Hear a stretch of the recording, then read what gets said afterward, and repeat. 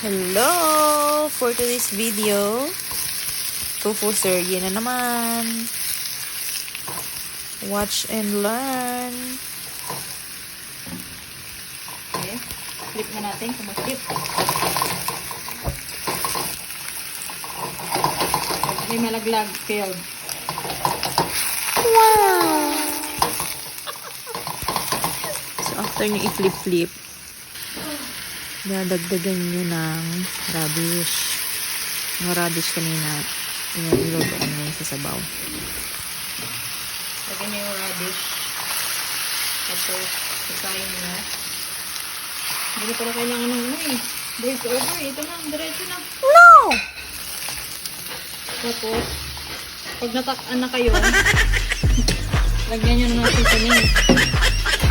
Nilalagay ko dito ay oyster mushroom, sticky sauce. So, tansyahin nyo lang. And then, ano nga to? Seaweed seasoning. Tansyahin nyo lang din. Depende sa panlasa nyo. Okay. And then, halo-halo. Halo nyo hanggang sa mag-mix ng mabuti.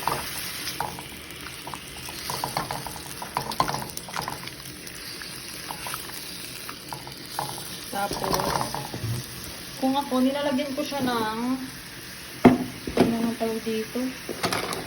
Ng rock sugar para mag-balance ang kanyang lasa. Rock sugar.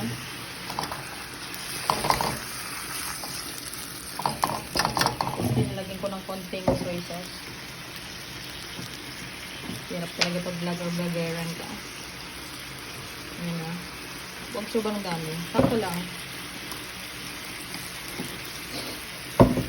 Tapos, may naiwan pa lang isa.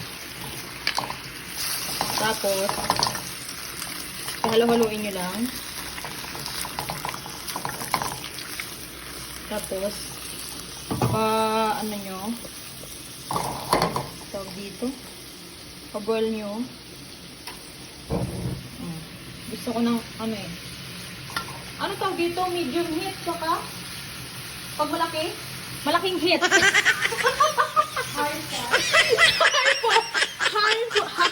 High fire.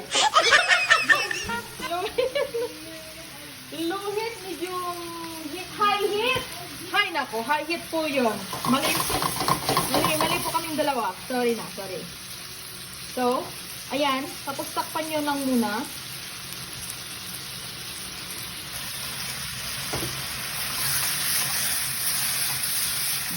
Supportive ang ating partner ngayon. Partner sa pagluluto. So, yan. Ilagay nyo lang muna sa medium heat. Saka, takpan nyo for maybe 2 to 3 minutes.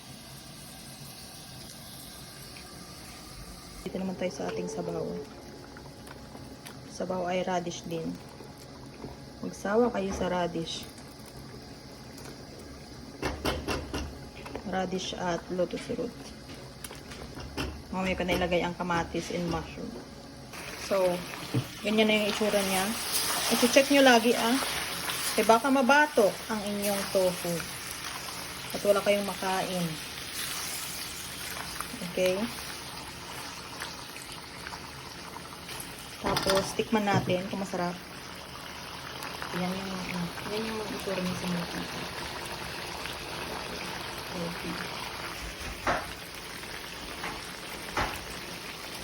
Lapit na maluto.